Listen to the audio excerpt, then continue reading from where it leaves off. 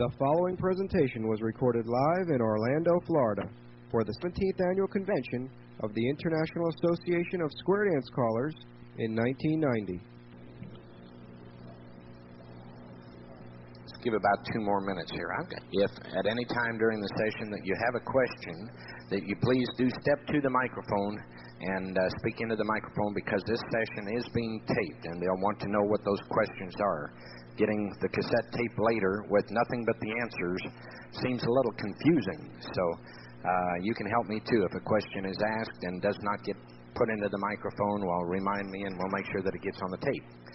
We have 2 fellows up here today that are experts in the field of sight calling and joke telling, etc. And we're very happy to introduce to you from Hilton, New York, a gentleman that's called for 30 years, recorded on Red Boot Star, chairman of the Advanced Dancing Committee, been a CALLERLAB member for 14 years. Here's Mike Callahan. Thank you very much, Daryl. 1, 2, 1, 2. Okay, I think we're all set here. Okay, I started calling back in 1960 as a young teenager, and at that time, there wasn't really a lot of systems used. In other words, and in fact, there wasn't even any caller schools to speak of. You learned more or less everything from memory, from your singing call figures. You did double zeros, which means, you call the whole sequence twice and it zeroed out. You did triple zeros, you did quadruple zeros, and that's the way it was done. And I memorized reams and reams of material from like the early 60s. Until one time I was asked to call for one of the quote-unquote higher-level clubs in the area. So I spent about a month memorizing all this stuff. And maybe this has happened to you, especially if you're a new caller. When I called the dance, I used it all up in like a half an hour. Okay? And where did I go from there? So that's when I started thinking there might be another system that I should use besides just memorizing everything. But my memory always stayed with me. Okay? All these zeros and all these equivalents that I memorized always stayed with me. Even when I started using sight calling and using sight calling. And I went to a caller school, and I think it was 1968 up in New England, and this is when the caller schools started and sight calling and these different systems came into vogue. So sight calling is probably one of the many choreography management systems, okay? It allows the caller to have a certain freedom and flexibility that the other systems, such as memory, zeros and equivalents, mental imagery, cue cards, whatever, they do not allow. And it should not be used by itself, however, okay? But as a complement to some of these other systems that are comfortable for you to use, okay? I think the successful and the well-rounded caller does not rely just on one system, okay? You should try to develop your memory, your sight calling. If you use cue cards, you don't want to use them as a crutch, but you can use them as ideas, in between tips and look and say, oh yeah, I can do that next step or whatever, okay? Probably the most important thing when you start sight calling is trying to remember your key dancers. How do you choose and remember your key dancers? First of all, there's personal knowledge, your own club, your friends that are dancing, who's partners. If you have a singles club, I'll tell you, that's a challenge. It really is, all right? If you can call for a singles club, you can call for any club in the world. I think it's very important to get to a dance early enough to observe people coming in the door. Outfits, partners, the round dancers, okay? Pre-round, sometimes the clubs will have half-hour rounds. More often than not, they are experienced square dancers also. And these are people that you can observe who's partner and so forth. Matching outfits. Similar physical stature. In other words, you have a couple that you're trying to match up as a head couple. Maybe they both wear glasses. Maybe they're both big. Maybe they're both small. These are all things you can use in your mind to match people up. Okay? In the same way, there's contrasting physical statures also.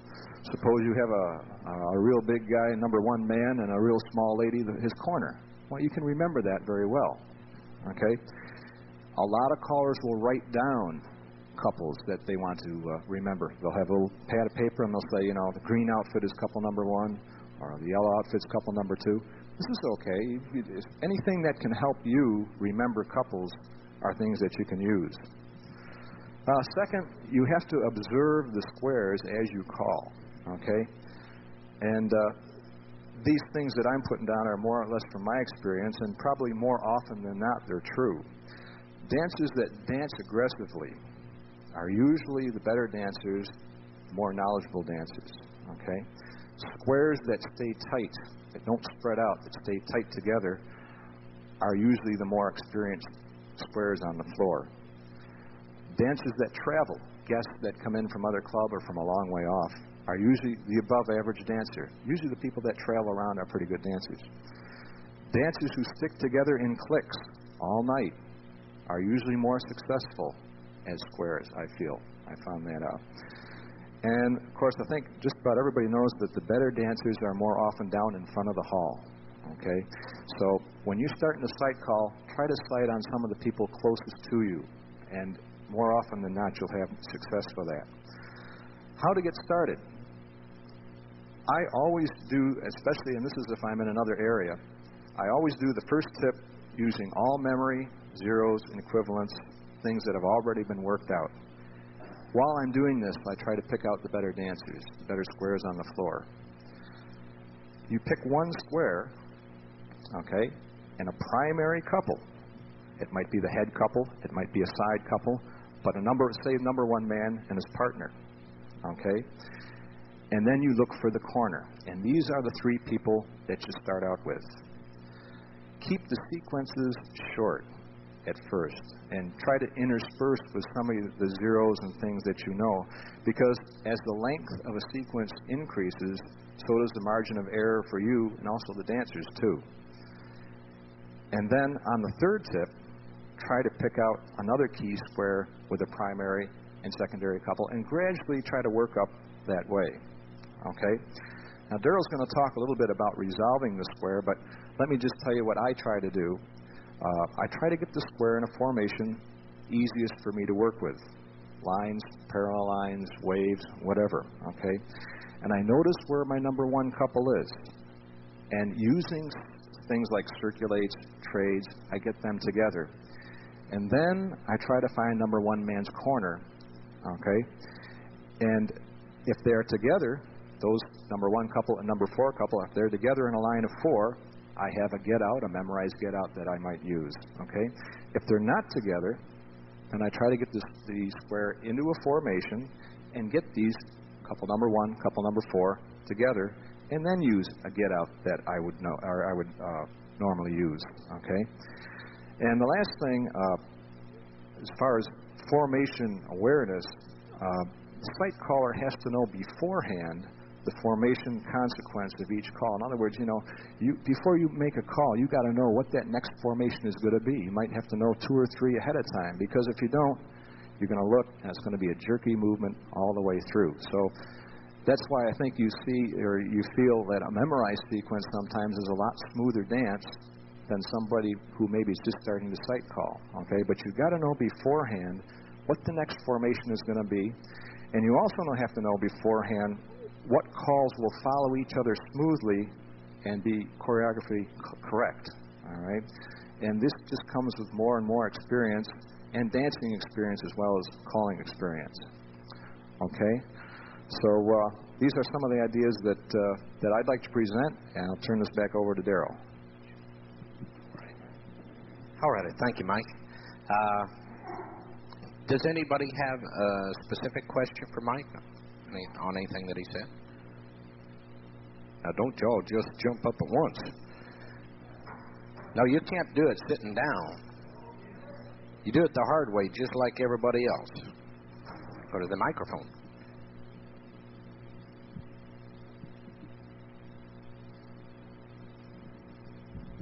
I may not have been. My name is Howard Gilmore, and I'm from Wisconsin. As I understood it, but maybe I didn't understand it right, but he said it must know the primary couple and his partner and his corner. Don't they have to know who the corner's partner is also? That's right. Yeah, when you start matching them up, that's right.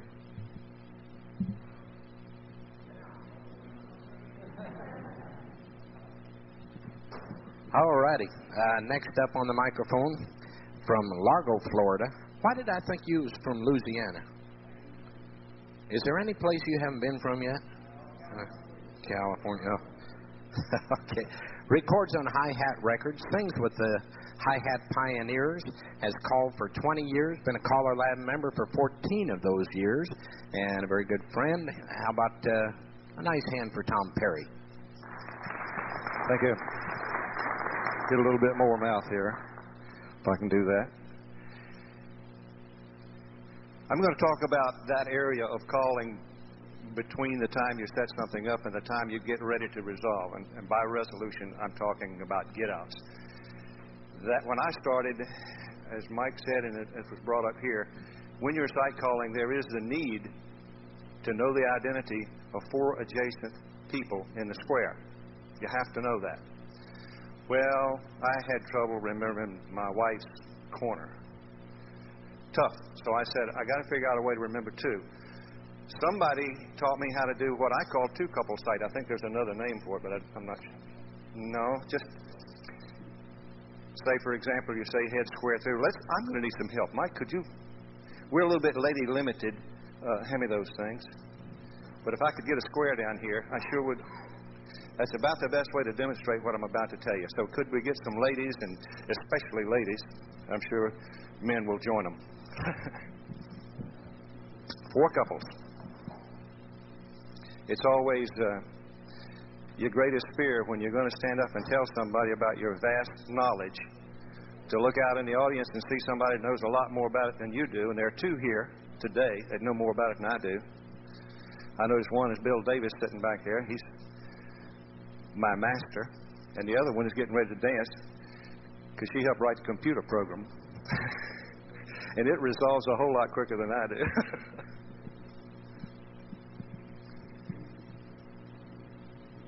There you go. As soon as we get a couple number 1. If you're just starting to site call or just trying to start, this will help you get into it. It's a transition between absolutely no site calling and that point where you are what I call a total site caller, meaning that you call randomly. Anything that works you call and worry about resolution at the end of it. This is a system that you only have to remember the identity of 2 people. But in order to do that, there are some restrictions. You obviously must know 4. So we're going to have some restrictions in order to do that. But I'll show you what I'm getting at. Let's just have the heads pair off and face the corners. I'm going to start from this formation. You can use the same method with lines. You can use it with any kind of setup that you want. I'm going to use this one because it's very common get-out position. A lot of people go back to this formation and arrangement when they're getting ready to call an Alabama left get-out, for example.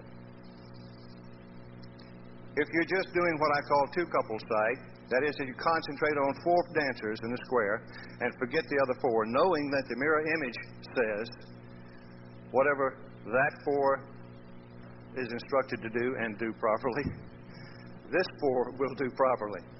Doesn't always work that way, does it? So we don't have to worry about it. If you think about what we're actually doing here, you're only having to remember 2 people. I like to remember the outside couple, or what I call the inactive couple, the couple that hasn't done anything yet, because they're most likely to be dressed alike. So if my square blows it, and I know that those 4 people are still dancing in that little group of 4, I can go to another square and look for a couple that are dressed alike. If I get them together, paired on the outside looking in, chances are I'm right. Okay, so we can just do little things like here, just do a star through, right and left through, flutter wheel, touch quarter, triple scoop. They're staying together. I'm keeping them together all the time. Boys run around the girls, touch quarter, scoop back. All these calls can be done. Single hinge, ladies trade, swing through, boys run, and so on. Bend the line, pass the ocean, recycle.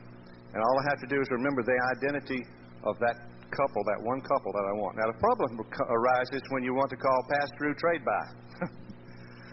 Or you want to call any of the circulates. So I said, there's got to be a way out of this. And the way is simply know. I use the term transfer calls. That is, any call that transfers a person or persons out of that group into this group is a transfer call. So you have calls that only transfer 1, calls that transfer 2, calls that transfer 3, and calls that transfer 4. Okay, the 3s and 4s you don't have to worry about. We'll see that in just a minute. 1s and 2s are the only one you have to worry about. Let's do a right and left through and veer left. Now, if at this point I choose to call a couple circulate, I'm doing a dual transfer call. I'm going to take 2 people out of that group of 4, the 2 end facers on this end. Let's do a couple circulate. Now, it would appear that it begins to get a little bit more complicated because my 4 people are separated. But the fact is, because of the mirror image and its effect on the square, I still only have to remember 2 people. And that's the 2 that I transferred. Because the mirror image says that if I transfer those 2 back, they will take the place of the couple who took part in the first transfer. So all I have to worry is about those folks, okay? Bend your line, pass the ocean, recycle, a rotten left through. You don't have to do a pass through, you don't have to do a couple circulate. You don't have to set up for a couple circulate to get them back over there. Anything can get them back over there. From here we could do a pass-through trade-by. Do that. Now I'm back in my group of 4. As you begin to work with this, you get a little uncomfortable feeling. Anytime you move somebody out of that group, you get a little uncomfortable feeling. And you're not get comfortable again until you move them back. Well, once you get them back, you have the faith that you can resolve from there. You can get them back to an Allaman left. Because from there it's easy. When in fact, that's the most difficult part. The easy part is moving them over and back. Step to a wave, please. All 8 circulate, moves 2 people. Swing through, boy run, Ferris wheel. This is kind of a funny setup, but even though they're not facing, those 4 people are still in a group. They're on that side of the square where I wanted them. So I feel comfortable. All right? Center 4, I'll use a Jack Lazary call. Center floor forward to a Florida twirl.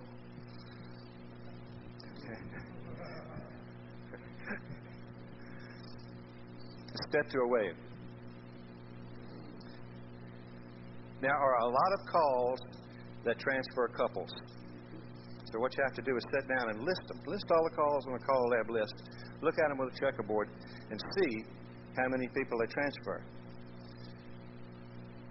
There are a lot of them. There are an awful lot of calls that only transfer 1 person. And they are the ones that give us the most problem. For example, a spin chain don't do it. A spin chain through transfers 1 person. And only 1 person. That's the end looking in. That number 1 man down there will be transferred. No one else will. Let's do a spin chain through and watch him. Notice that everybody else stays in their same group of 4. Now, I'm not worried about who is where. There's 7 dances in there I don't care about. He's the only guy I'm worried about. If I say boys run, don't do it. If I say boys run and these 2 boys cross run, I don't have any problem at all looking at that square because I know where that 1 man should be. I'll pick that square up and go. Okay? Run, boy. Bend the line. Pass the ocean. Boys circulate, girls trade. I got them back together again.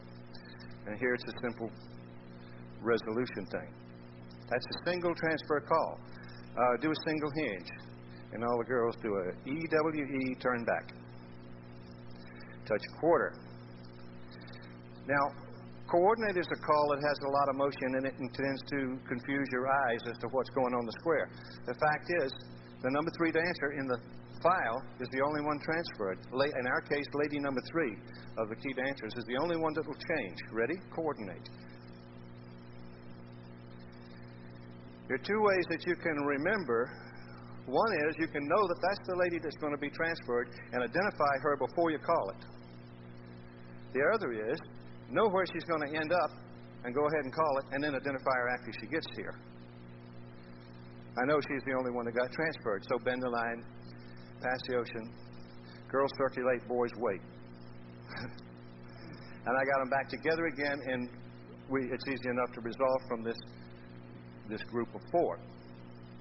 Now, some of the calls, I mentioned to you that triple transfers and quad transfers are not a lot of trouble. And here's the reason. If you move 3 people out of here, why worry about them? Just take care of the one that's left. Now, here's a call that is very confusing, and you look around and say, what's happening out there in the square?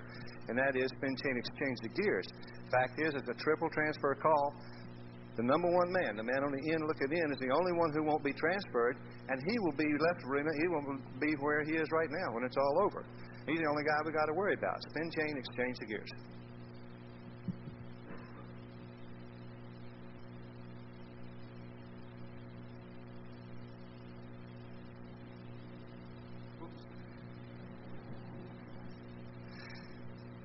Okay, so he's there, everybody else has moved.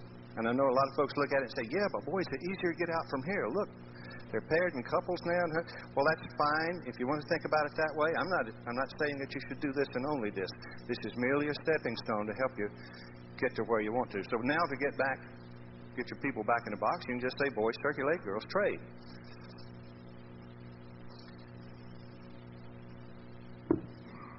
Beat this thing up. Now the other one, that is a quad transfer. Let's do a single hinge, and all the girls do a U-turn back. Pass through.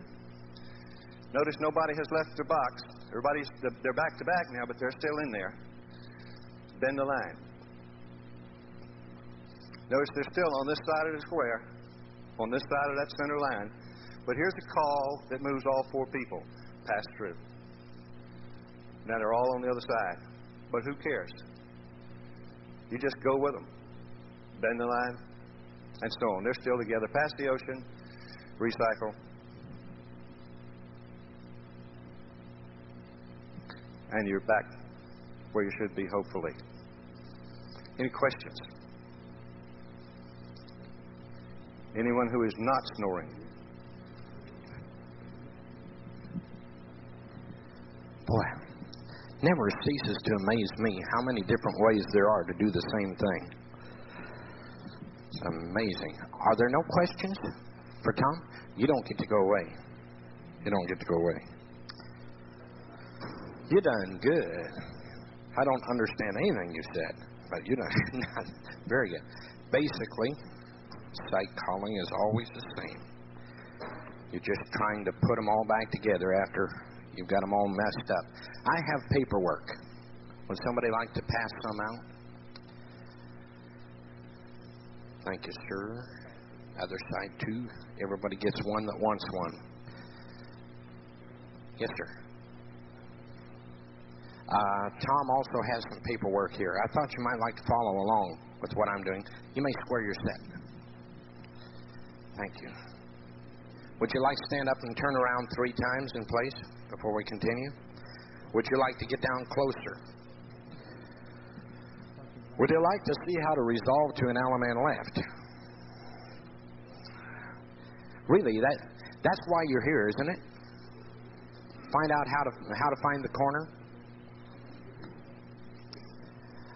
You may be able to see better down closer. I would suggest that you come down closer.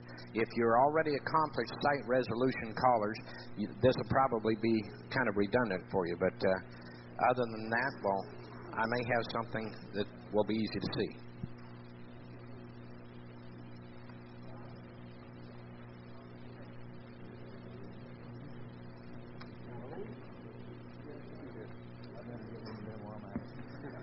All righty.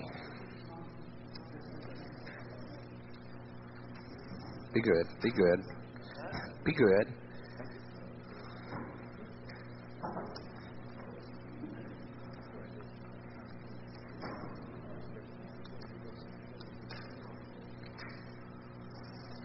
Are we ready?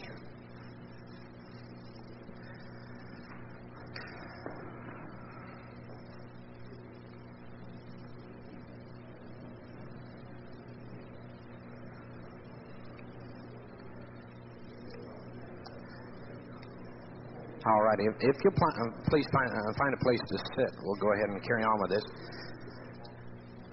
Pardon? Oh, no, that's it. I guess Tom has some over there, but we can pick those up later. Okay, if we could have your attention, please. First, like Mike said and Tom reiterated, it's very, very important to be able to find a way to remember which couples that you're going to use for your site couples. You're going to develop your own ways. Generally speaking, colors are about the easiest because they're the things that stick out the quickest. From there, everything goes downhill and gets a little more difficult, with the exception of familiarity. If you're calling for the same group of dancers week after week, you're going to know who belongs to who. That helps, doesn't it? If you don't know, these numbers are great. I wonder how I can get our dancers to come to the dance wearing numbers. We're going to leave the numbers on because it might make it easier for you to see what's happening out here. Ordinarily, I wouldn't have numbers. I think I'm going to have to get me some of those, Tom. Did you build those? You used them at the dances. That's good. Okay. Mike and Tom both said you have to have two adjacent couples. Two adjacent couples. There is that rare exception if you're really slick, which I'm not, where you might be able to use one full couple and a half of two opposing couples for resolution. I find it a whole lot easier to pick two couples that are adjacent or make an L shape. Maybe the number 2 man being and his partner being the primary couple in this case, and Patty Parrish and her partner being the corner couple. Doesn't make any difference if it's 1, 2, 3, 4, any combination, as long as they are two adjacent in an L. Mike said some callers will write down their site couples, and what they'll do is they'll draw a little L on a piece of paper, and they'll put the one couple here and the other one here. But that's very, very important to be able to remember those two couples. And believe me, that's the hardest part. That's the hard part of site resolution, is remembering who belongs to what. If you can get past that, the resolution part becomes quite simple. To do that, to remember these people, it's a matter of making yourself do it. You have to intentionally, when you get up on the microphone before you start calling, look out there and commit to memory. Mental discipline. If you don't do that, none of the rest of it will work. Past that point, you have on your sheet of paper there, it says you have 3 states that the square can be in. That's in reference to partner relationship. 3 states of the square. The number 1 state says that within any group of 4 dancers, normal facing couples, no matter what the formation is, you're going to have the square in one of 3 different states. Either one couple paired, the other couple not paired, speaking of 2 couples, both couples paired, or nobody paired within any group of 4 dancers. To demonstrate that, head square through 4.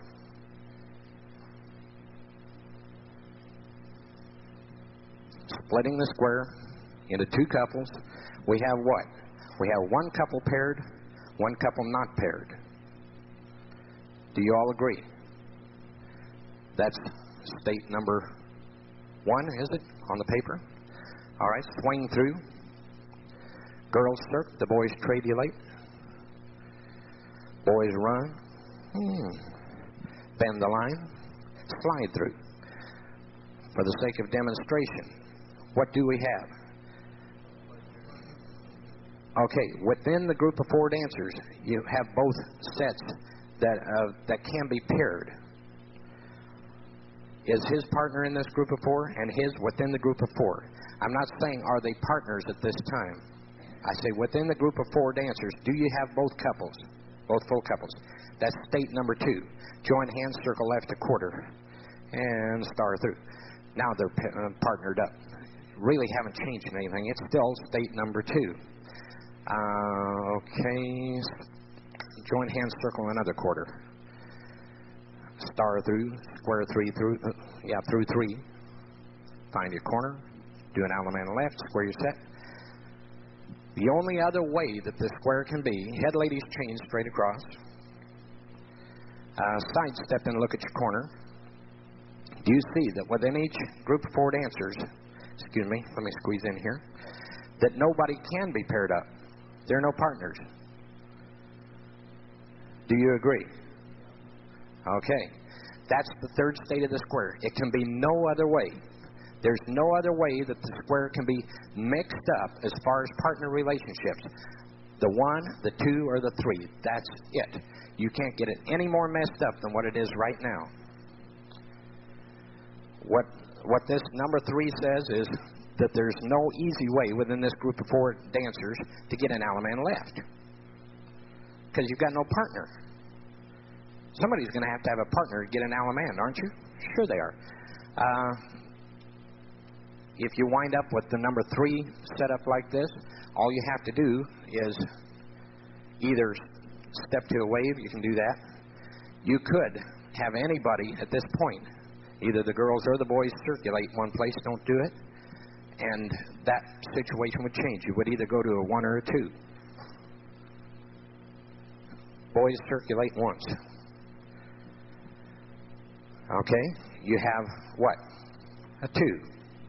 Within that group of 4 dancers there, everybody could find their partner, couldn't they? Is that aren't you 1 and a 1? 2? Oh, 2 and a 4. Yes, sorry about that. We've got a 1 and a...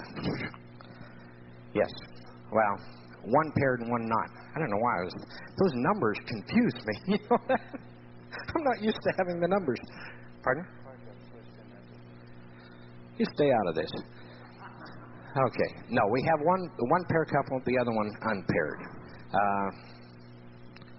What I would say in a case like this is if you have one pair coupled, the other pair coupled, put the paired couple on the outside, recycle.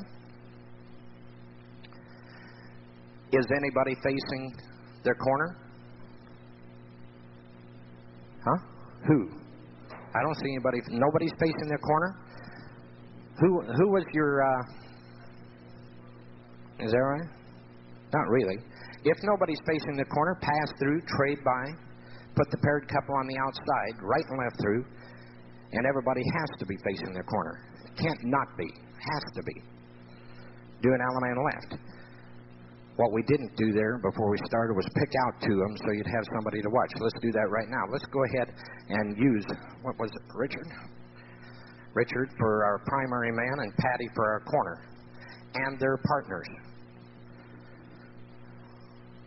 Okay. A question back there already?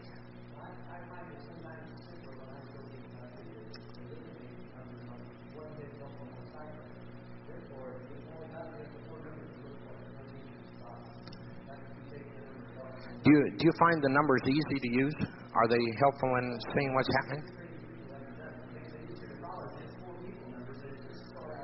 Right. Okay, let's take off your numbers and your numbers. Is that what you want? Just use the actives? I like that. Good idea. Thank you. Okay, so we're going to use Richard and Patty and their partners. And that was a number 1 resolution, basically. 1 couple with, 1 couple without, wasn't it? Heads lead right.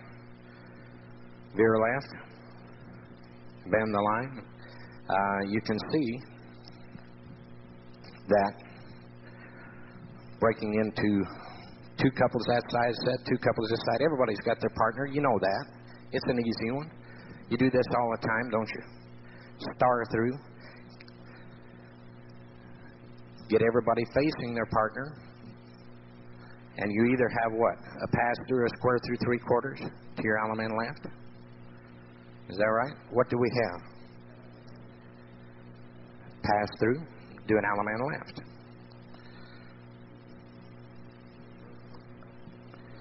Square your sets. There really are no more ways to resolve than that. I mean, what you wind up with at the end of this is, well, what kind of a cute get-out can I use to get to that Allaman left? But as far as the resolution, the putting the dancers back together, what you need to do is take whatever formation you have, take a look within that formation to see whether you have one couple paired, the other one not. partner pairings for both couples, or partner pairings for no couples. Those are the three possibilities, and going ahead and working from that point. 4 ladies chain straight across. And it doesn't make any difference what you do. Side ladies chain to the left. That's a toughie, isn't it? Well, you got it, Courtesy Turner. Smooth. Head star through. Zoom. Anything you want to do. Centers pass through. Swing through. Boys trade. Boys run. Bend the line. Pass through. Boys run. Single hinge. Boys trade. All right. Many times it'll be easier if you make facing couples out of them before you take a look at it. Boys run around the girls. Do a wheel and deal face that too. All right. What do you have? What you have is one couple with, one couple without, don't you? Because the number 2 couple, your primary couple and his partner are in here, but your corner and her partner are separated. You have one couple with, one couple without. What you need to do is what? Put the couple with together and get them on the outside. Step 2 a wave. Recycle. Right and left through. Is your primary man facing his corner? No. If he was, you could do an Alaman left, right? So what do you do? Move him to the other side. Pass through. Trade by. Put him on the outside with his partner. Do a right and left through. Or any combination that will equal that right and left through. Now what? Alaman left. Does it make sense? 4 ladies chain 3/4.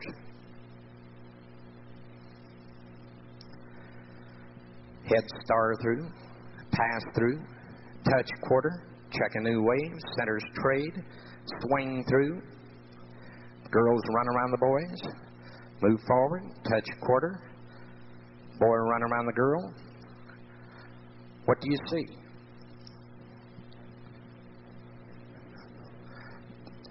Both couples, number 2. Is that right? Both couples are with, they might not have their partner alongside of them, but as long as they're within this group of 4, and it's that number 2 resolution that you get everybody facing their partner. They are facing their partner. 1 of 2 resolutions is going to be available to you at that time. It's either going to be a pass-through or a square through 3/4, or an equivalent that will get you the same thing. What's it going to be? Looking at your number 2 man, he has to get the number 1 lady for a corner, right? A square through 3 is not going to do it. Pass through. Do your Alaman left. Promenade home. The other possibility, the number 3, once again, side ladies chain across, just for the fun of it. Head step in, look at your corner. All right, there it is. There's nobody that has, within their group of 4 dancers, the possibility of finding their partner. So what you have to do, you can do it 1 of 2 different ways that I know of. Within that group of 4, you can do a partner changing movement and then move somebody across the set, either couple. It doesn't make any difference. Move one couple or the other across the set, you will have something. Or you can do it by circulating, getting into a wave, circulating the boys or the girls. All right? Let's do the other just for change. Step 2 a wave. Recycle, which is a partner changing movement. Pass through. Trade by. And the whole thing is changed. What do we have now? Step 2. Right. The state 2. Everybody within their group, box of 4 dancers, their partner's there. So, what you have to do is find out, are they facing their original partner? Yes. If they're not, do something that'll make them face their original partner. Then you have 1 or 2 movements that's going to work for you. What's it going to be? What's that? A square through 3/4. Do it. The pass through won't, the square through 3 will. Do an Alaman left. And you have to look out there to see which one it's going to be. 1, 2, 3. What you do is you look out there to see what you have, go through it step by step, put it together. And that's all you're doing. The really nice part of it is you really don't have to keep track of where anybody's going in the square ahead of that.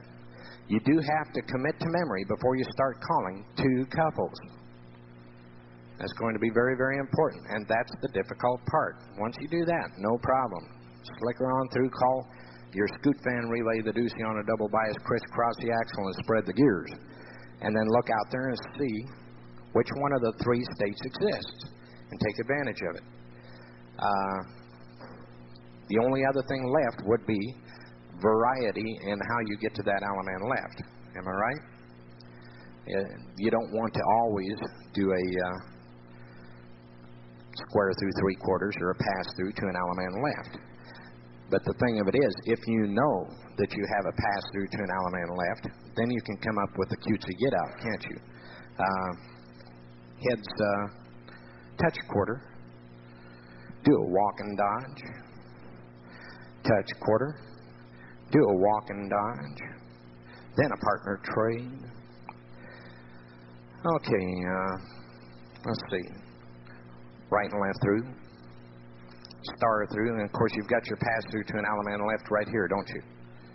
Okay, single circle to a right and left grand, or something. You know, there's the thing of it is, what you do is you stop at that point, say, okay, I'm here, I know where it is, I've got this cutesy little modular get out that we can use at this point, and we can get away from this always pass through to a right and left grand, or square through 3 to a right and left grand.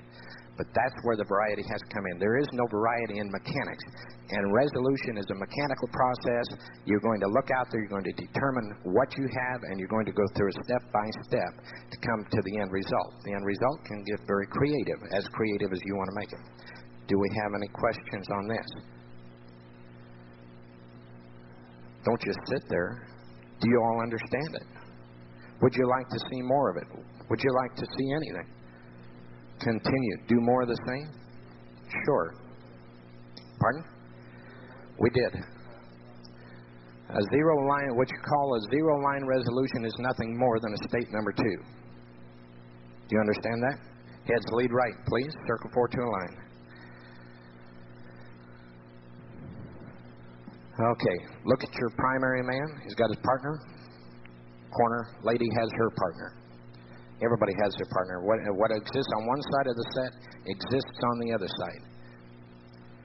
If two couples in the same line are going to have their partner, they're all going to have, period. No ifs, ands, or buts about it.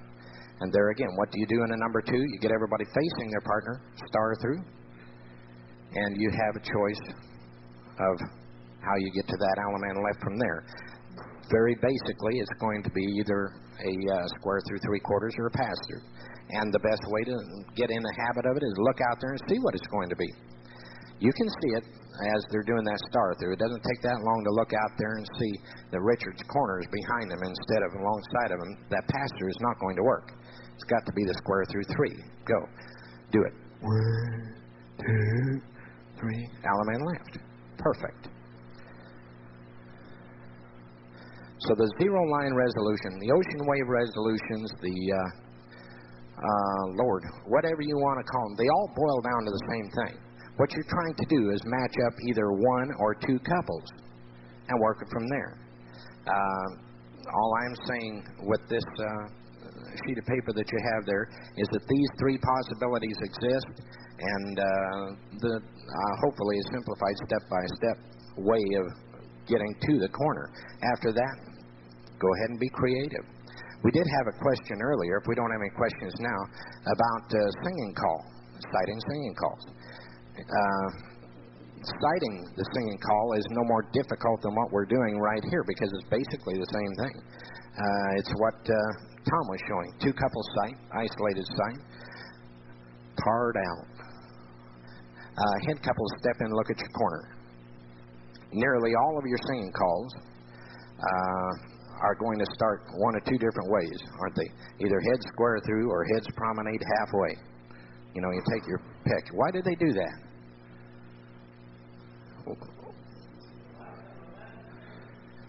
You think it's lack of imagination? Okay, well, that's one answer. I don't like it, but it's... Well, you're probably right. But the reason is you have a limited number of beats. You have 64 beats less 16, minus 16, in order to get in the amount of choreography that you want and either resolve to the right-hand lady or the corner lady. Because the opposite lady progression wouldn't be any good. All you'd be doing is flip-flopping back and forth across the square, right? So what you're looking for is either a corner progression or a right-hand lady progression. And I would say a full 95 to 98% are going to be corner progressions. Well, that's why you start out with a head square through 4. It gets you to the corner. And really, when you come right down to it, what you're talking about is a traffic pattern, what you call, before you get to that resolution, isn't it? What you're going to do is move dancers either to a box 4 on that side and fiddle around with them, or a box 4 on this side and fiddle around with them. That's mostly what you do out there. It's not that magical. There just isn't that much that can happen. So what you do, or what mostly happens, is they'll say head square through 4, or promenade half down the middle, right and left through and square through 4, or right and left through and flutter wheel and sweep a quarter and pass through. They're going to find some way to get you close to that corner, because they know that they have a limited number of beats in order to do a little bit of choreography and resolve back. Okay, so what you've got here is you've got one couple with, one couple without. That's what you're looking at. One couple with their partner, one couple without their partner. How far away can you be from 0, no matter what you do? If you have facing couples, how far away can you be?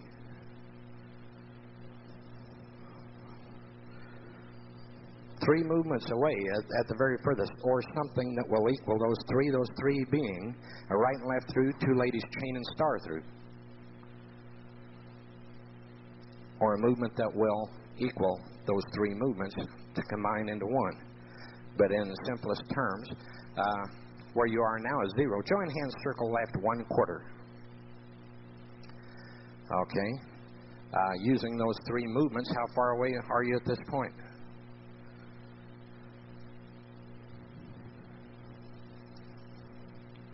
Maybe a 2, a right and left through, and 2 ladies, or rather, 2 ladies. What do we need? Right and left through and star through? That won't do it. You're going to have a 2 ladies chain in there, or a partner changing movement of some kind, right? You could do it with 1. You could pass the ocean and recycle from here. I think you all see that, right?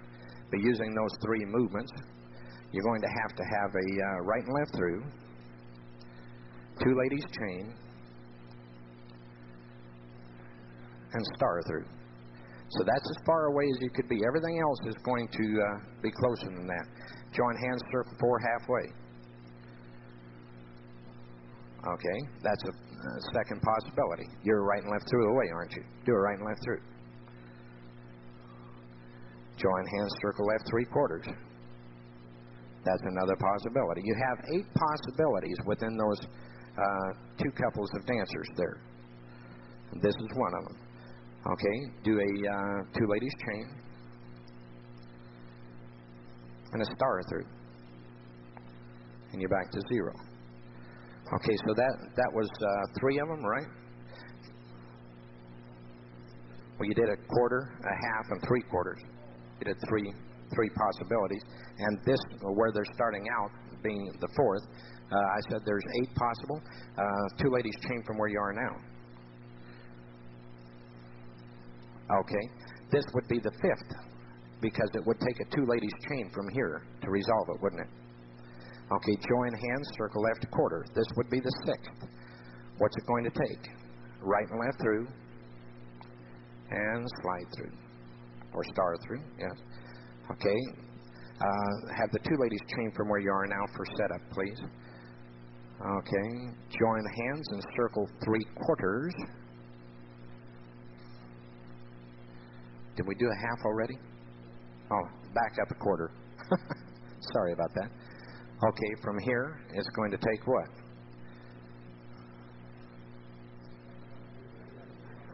Yeah.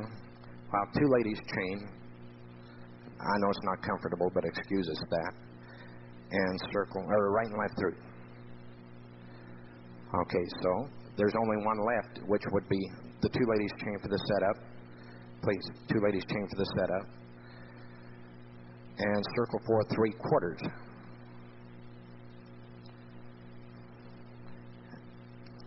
What is it? Just a star through. Do it. So those are your 8 possibles with 2 couples. You have those different possibilities of where they can be, and you can see that actually it doesn't take any more than just a small handful of movements there to resolve any one of them. Those 1, 2, or 3 of those very, very basic, simple movements. You don't have to have anything very fancy. On the other hand, you do have flutter wheels. This combination of those movements. You do have recycles. You can use from waves, ends or centers trade, and the swing throughs. These other things that will accomplish those things for you. But basically what you do is you get those 2 dancers out there, and you call generally a theme movement, whatever you're trying to build that singing call figure around. Maybe it's hinge the bucket. And you get them back to facing dancers in the easiest possible way. And you look out there and you recognize which ones of those 3 movements it's going to take to resolve back to 0. That's the way that I do it. And I don't get too creative with how I get them to the corner. I'd save my creativity for once they get there. The dancers, maybe they don't excuse us that.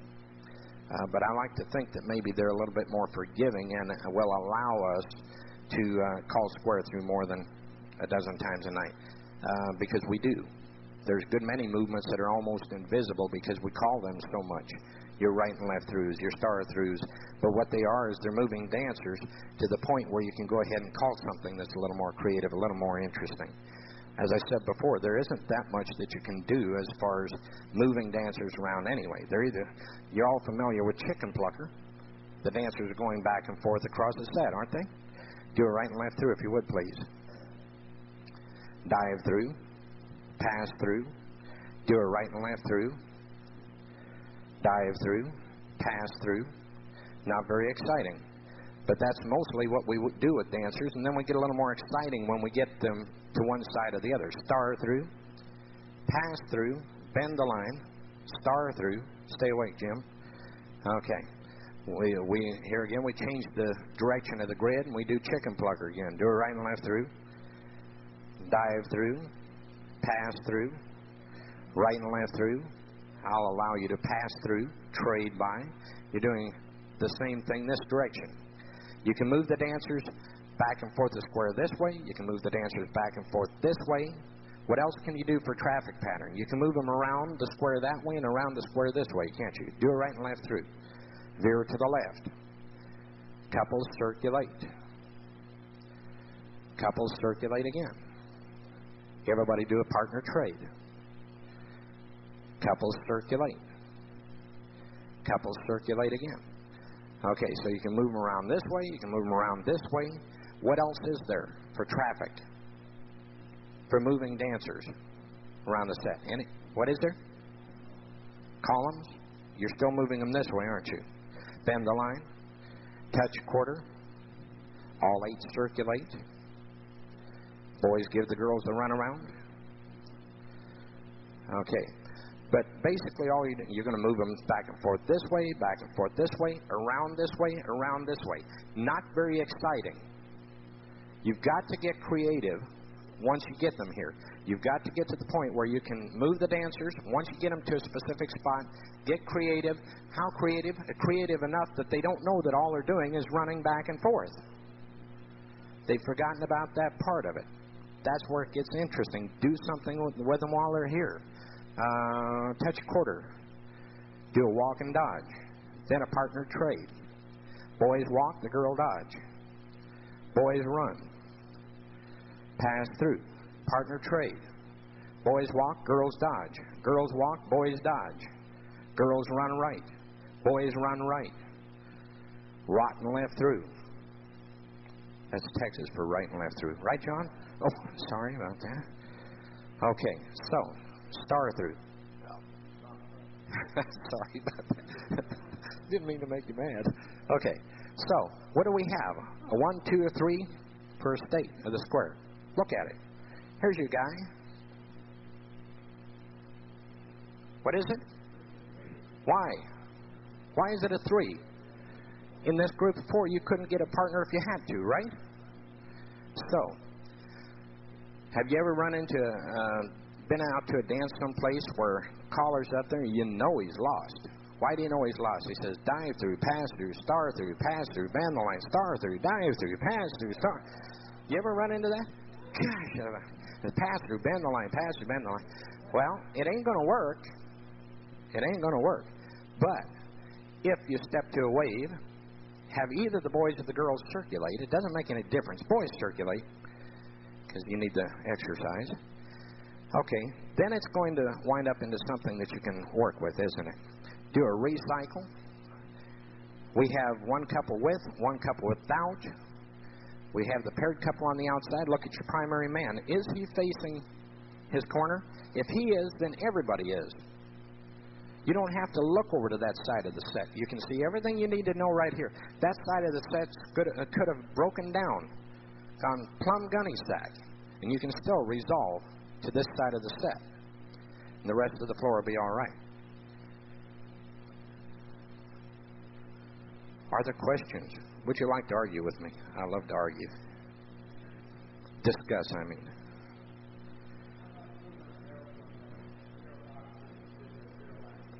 A conversion?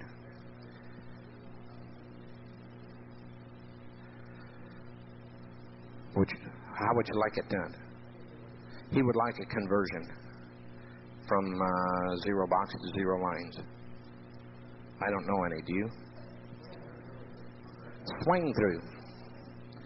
Girls circulate, boys trade. Boys run. Bend the line. Okay. How about a conversion back again? Somebody said touch quarter. All 8 circulate once. Boys run. And they're back again. Oops. Turned the square a little, didn't you? You didn't? Is that where you started? Oh, thank heavens. I was worried about it. Not that it makes any difference. Would any of you like to try resolving? We have the time. Are you two fellas still awake? Would you like to add something to what we've been doing? A question. Thank heavens.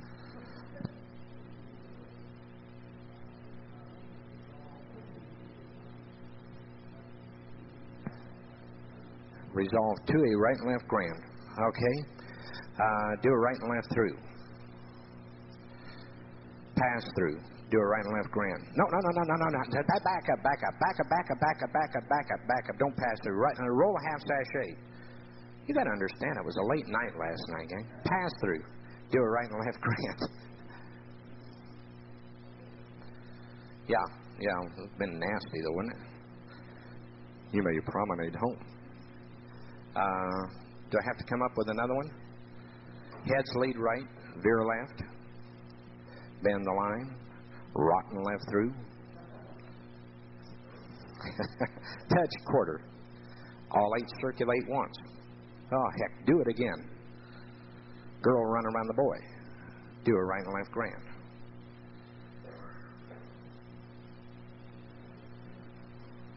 Short. No, I sure can't. No, I can't do that. He said, can I explain the mechanics? I wish he hadn't asked that. The mechanics are, it's there. You know what? Yes. Oh, there. Sure. Oh, I'm memorizing. There are things. Is that what you want to know? There are no mechanics to it for me. What I had was 0 lines, and I went from there through something that's in my head. Like I say, the creative part of Alaman left is in how you get to the Alaman left. There's only 2 places you can do an Alaman left. I know somebody, with the exception of a static square or a circle, which is the same to me as a static square. There are 2 formations you can do an Alaman left in. Excuse the preposition. One of them is a trade-by formation. The other one is a closed box. Now, somebody will say, well, you can do it from lines. Well, you really don't. You can call an Alaman left while they're in lines, but the minute they start to execute it, they turn out of the lines. into basically the same as a trade-by. So what you're looking at is head step in, look at your corner. That's your closed box right there. All right. Swing through. Girls circulate, boys trade. That's our ever popular conversion, isn't it? Boys run, bend the line, right and left through, star through, pass through, freeze. Okay, here's the other. It's in your trade-by formation. Do an Alamana left. Square your set back at home. Okay, now I'm excluding certain non-symmetrical setups or choreography, like maybe a double pass-through position or something like that, that's going to be out of the norm. I would say within your normal flow of choreography, what you're going to look at is two different formations. One of them is going to result from your number 2 state of the square. The other one will be your number 1. One pair coupled up, the other one not, or both pairs coupled up. If you have both pairs, you're going to wind up in a trade-by formation, aren't you? If only one is and one isn't, it's going to be in a box. I'd recognize that plea for relief. It was important. There was an important point made a while ago, and I think we might want to just talk a little bit about it. And when the gentleman asked for the mechanic, are you a caller? Pardon me. When the caller asked for the mechanics of this thing, I don't think many callers use mechanics in, let's say, quote, get-outs. Where you get into the extemporaneous use of sight calling is in between the initial setup and the get-out. There are only 3, in my opinion, 3 methods for get-outs. One is memory, one is experimentation, and the third is theft. And that's why I try not to do them here. But most of that is memorized one way or another. Where you got the memory from, where you picked it up from, is different things. But it is memorized. There are several ways to do that. There are people, I think there are callers who do use all of these methods from time to time. One is that you set up for a get-out. Let's just have the heads pair off each corner. If I just wanted to do an Alamana left get-out, I wanted to do anything to just get them back in this formation and do an Alamana left. I might say swing through, run boy, Ferris wheel. I'm watching my key couple in. I know where they are. Centers pass through and do an Alamana left. If I just wanted to do that. If I wanted to use a line get-out, then I may start with, don't do this, a heads lead right and circle up 4 or something like that. I may start out in lines, and I may use a different 2 couples for my key couples. If I were in a box or 0 box, and I suddenly thought of a line get-out that I'd like to use, then I have to use a conversion to get them into matched paired couples, because most line get-outs come for paired couples. So you got conversions, and you got where you set up. All of these things are used to set up for a get-out. The other thing is what's called snapshot get-out, and that's kind of broken down too, but we won't get into it too deeply, which is where you take a target of opportunity. You recognize something. You know some get-outs. Head start through and zoom. You know that you happen to know, you didn't call this to get, I just did because I want to demonstrate something, but you didn't call this to get these people in here, but you'll suddenly look down and you see these people in this formation, and you know that from here, a Dixie Grand will get you to an Alamana left. So you just call it, and you do that. But you didn't purposely put them in that formation in order to use a Dixie Grand. And a lot of callers know an awful lot of get-outs, and they sit down at the board and they work out trick get-outs and funny get-outs and things like that and commit them to memory. And once you've used them a couple of times, they work. You don't have any trouble remembering them. And when you go to a dance that some other guy's calling and he uses a good get-out, you don't ask him if you can use it. You just use it anywhere you want to, except if you happen to be calling a dance with him. Then you have to make sure you use it first.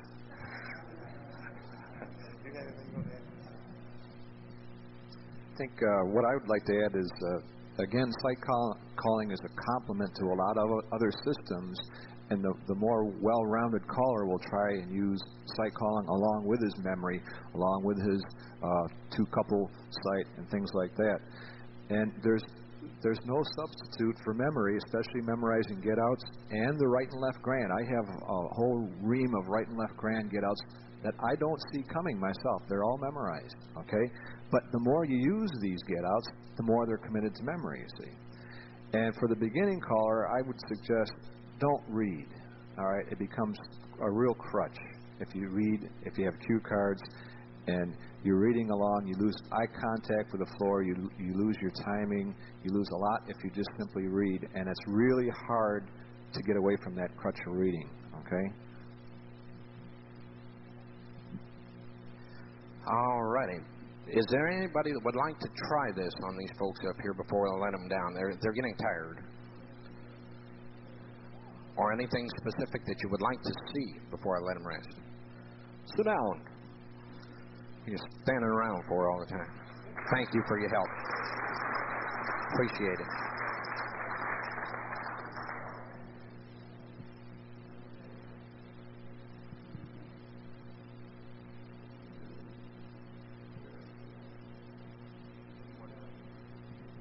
All right. Any questions at all on resolution? Do you all understand the piece of paper that you have in your hand? Did you understand what happened up here? Briefly, once again, the very, very important part of sight resolution is before you even start calling, commit to memory two adjacent couples. That's the hard part. Once you do that, the rest should be very, very simple. Call anything that you want to. Resolve formation. Get your facing couples. Decide what the state of the square is. If it's number one, put the paired couple on the outside, the unpaired in the middle. If anybody's facing the corner, they all are. It has to be. It can't be any other way. If it's state number two, that means that within each group of four dancers, everybody can get their partner. If they can get them all facing their original partner. You can either do a pass through or square through three-quarter, whichever applies. You will have corner. The only other possibility is state three, where nobody has a partner within the group of four dancers. Move somebody across the set. Do a partner-changing movement, a circulate or a recycle or a flutter wheel or whatever. Move somebody across the set. One of the other two states will exist. Those are the only three possibilities. Did you have a question, Lauren? Lauren's here to save me today. Lauren Cochran from Medford, Oregon. I just want to make a suggestion that maybe some of those of you are just learning this technique, and I've been using it for some time, but I found when you pick out that, like the head couple and number four couple, when I first do that first tip of the evening, or actually each tip, if you'll call two or three short sequences and get them back to that corner, not necessarily call an Allaman left, but just in your mind say, aha, I got him. He's looking at his corner, there's an Allaman left. Then call a little bit more and get them back to that position.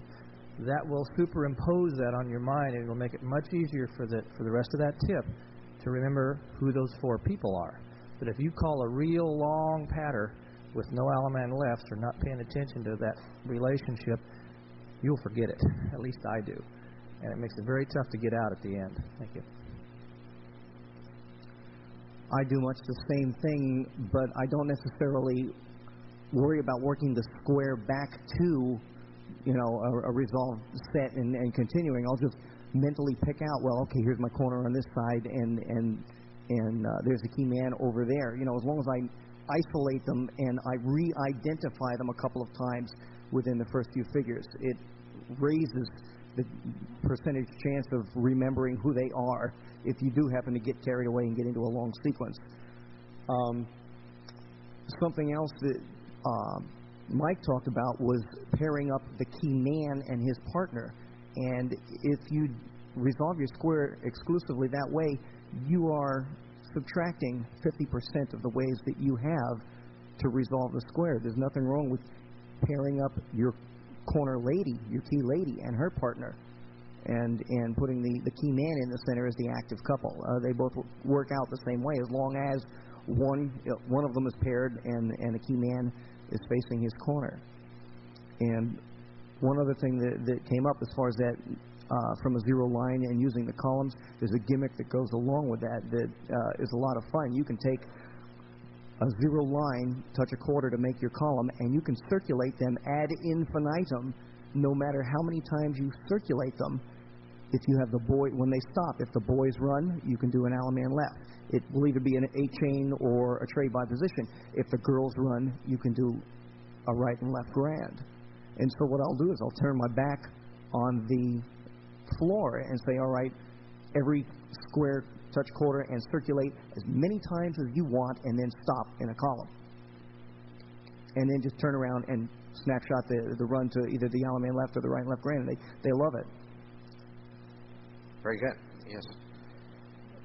Ron Ross from Vancouver, Washington. Daryl, I just want to address one thing that we haven't talked about yet, and that is that there's going to be failure with this method. I mean, I use this method, as you know, all the time, the sight calling. I think it's the greatest thing in the world. But as sure as the world, when you pick out a square or two on the floor, I don't know how many of you are capable of remembering more than that, but sure as the world, there's going to be a time come when those squares are going to break down on you. And you can't get them back together because they've just done something wrong in the square, and you can't put them back together to get to your corner.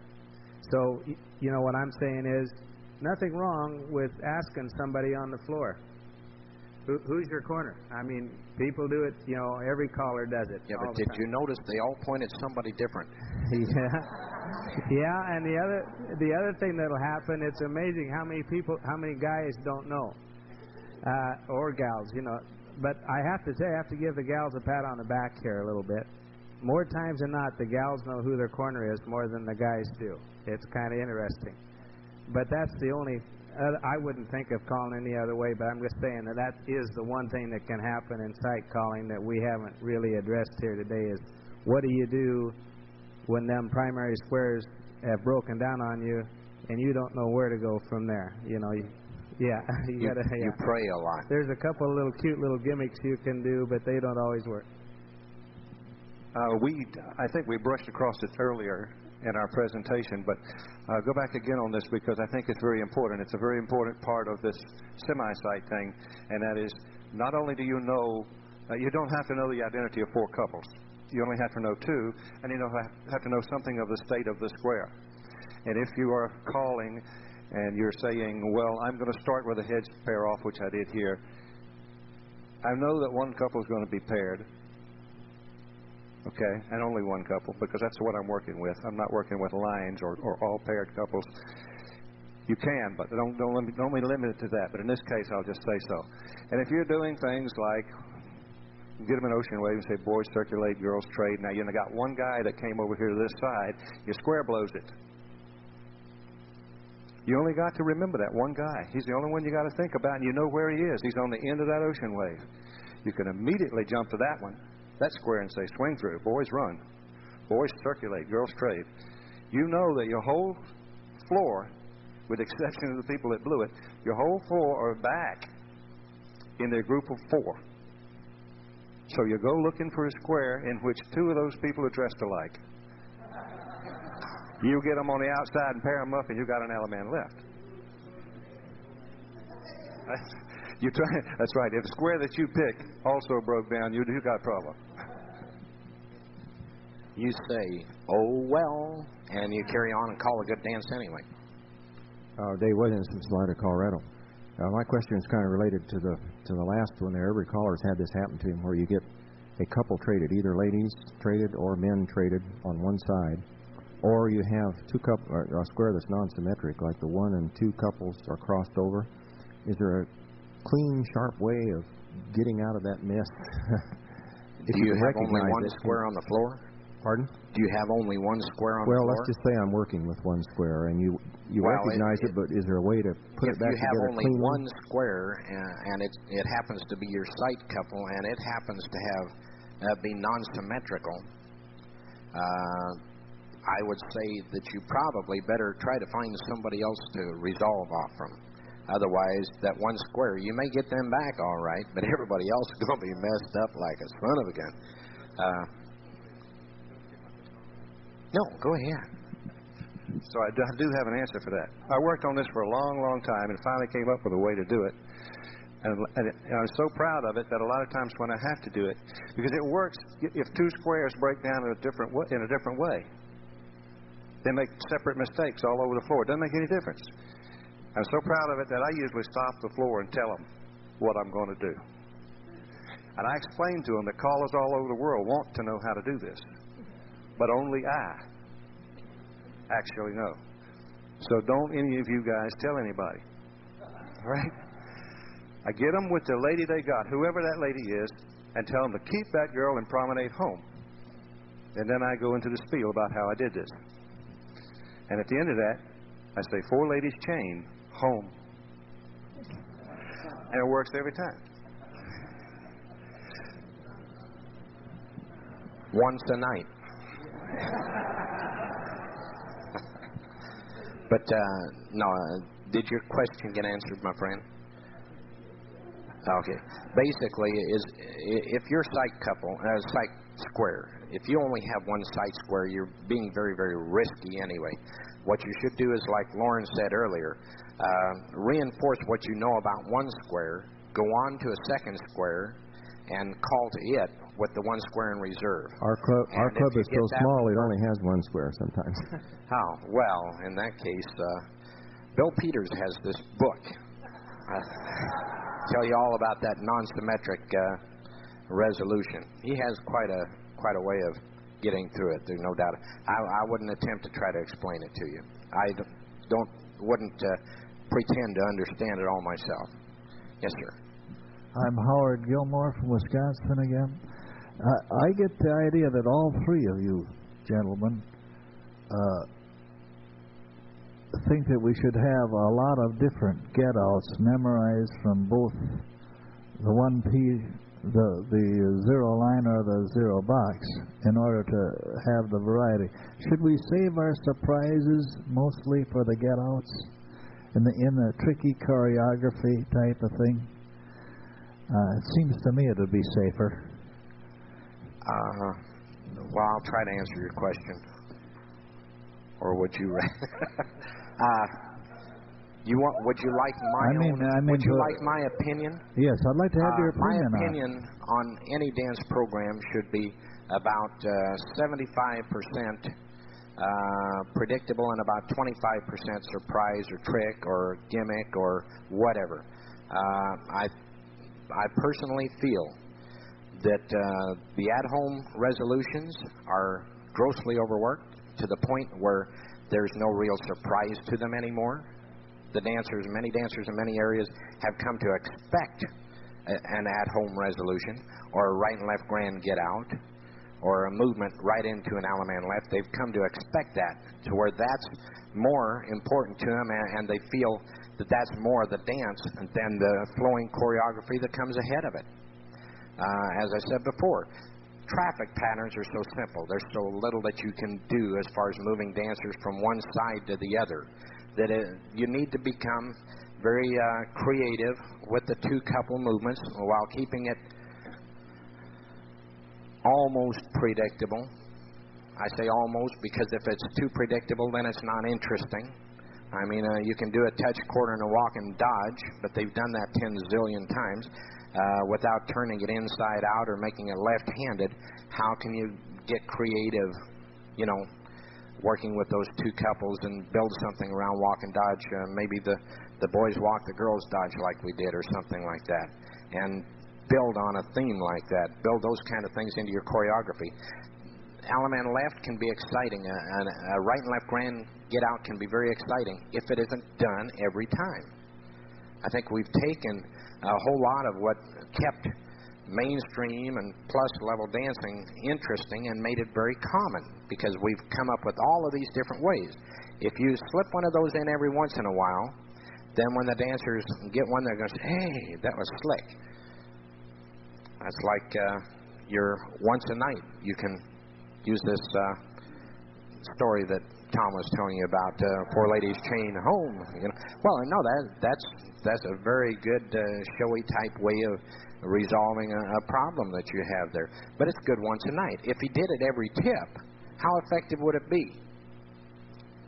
I think too much of what we do is way overdone, which has nothing to do with resolution here. But if you don't have any questions on resolution, well, we'll carry on with this. Did I answer that question? I'm not trying to avoid it. Anything else? Particularly for resolution. Don't call to a group of nuns. If you do, you know what I do when I first walk into a hall and get ready for a dance, especially in an area where I don't know anybody. I make a point of going around that hall. I don't go up on the stage and sort out my records and fiddle around and scribble notes of what I'm going to do. All of that had better be done before I get to the dance hall. What I do at a dance hall is I go out around that floor and I start introducing myself to the people. I found out that if I can go up to a couple and say, "Hi, I'm Daryl," and she says, "Yeah, I'm Mary, and that's my old man Norm," somehow those people become a lot more familiar to me. Then when I get up on the stage, I look down there and say, "Oh, yeah, Norm and Mary, good." Because familiarity is still the best and easiest way to keep track of sight couples, which is the hardest part of it. If you can remember who belongs to who out there, this mechanical part of it becomes a whole lot easier. And, of course, as the dance goes on, what happens? You become familiar with more and more and more couples through the evening. If you picked a couple for a sight couple in the first tip, chances are they're going to be dancing together later. What is that? That's almost a freebie, isn't it? Because you recognize those two people that go together. So if you're in a position where you're traveling from town to town or you have to go out and call a party dance for a strange group, find ways that you can get acquainted with the people. Most of the callers don't have that much problem when they're back at their own home territory. They can put husband and wife together and get them in zero lines and get them to an Alaman left. It's when you get out and get away from there that it turns into a problem. The other thing that seems to come up when we do things on sight resolution is they say, "Well, I can get them back together, but they're always out of sequence." Gang, that's because you're not looking at their corner. You've got to get them to their corner. If you get them to their corner, they will be in sequence. If you follow this procedure, step by step. Can't not happen, and it's very simple, very simple. Best place to put it to work first is in your new dancer class, because things are done slowly there. You can do it through your walkthroughs and watch it happening. You don't have a tremendous amount of choreography to worry about. You're working with fewer movements. You keep your dancers in the same two couples setup, a little longer generally speaking, and you can watch it happen as you're doing your walkthroughs. So, any other questions, gang? Are you awake? Are you tired of this? Shall we go find a Coke? Yes, sir. Let's go to the microphone, please. I arrived here just about a half hour ago from New York, so I missed most of this session. And what I would like to ask is, prior to my arrival here, I got the papers, but I haven't had a chance to read them. Prior to my arrival here, did you discuss get-outs from different formations, from zero lines, from zero boxes, and how to get the key person into a zero box facing a corner? Has this all been gone through already? Would you like to see it? Would anybody like to see it one last time? Sure. Besides him, he's late. He doesn't count. Okay. It is on the tape, my friend. So the explanation of it and everything. Do you own a set of dolls, dancing dolls that are checkers or something? I would suggest that maybe you take the piece of paper that's a handout there, and if you run through it with your dolls, I think you'll be able to see rather quickly what it's talking about. Okay? Thank you. Okay, well, if there's nothing else, I'd like to thank Tom Perry, Mike Callahan, and thank you all for coming this afternoon. Appreciate it. And I'm sure if you have other questions, they'll be happy to help you.